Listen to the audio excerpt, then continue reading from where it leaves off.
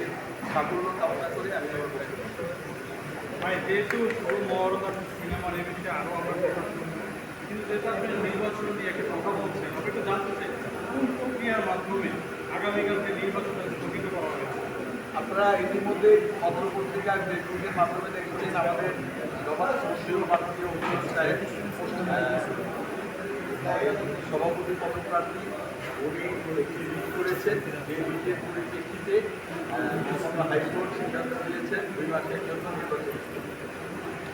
এটা কি মনে হচ্ছে কি যে ব্যক্তির স্বার্থে আজকে চলচ্চিত্র ধ্বংসের রাজপাল, এটা কি মনে করছেন কি না এই নির্বাচন স্থগিতের মাধ্যমে?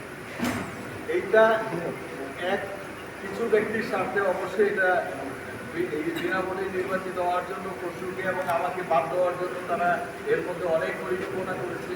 যখনই দেখেছে যে তাদেরকে আমরা বাদ দিতে পারি নাই, আইনত তারা এখানে স্ট্যান্ড করে গেছে, আইনত তাদেরকে বাদ দেওয়া সম্ভব নয়। এই জন্য আমি মনে করি যে তাদের স্বার্থে তারা যখন বুঝতে পেরেছে যে আমরা নির্বাচন করতে পারবো না, এটা বুঝতে পেরেই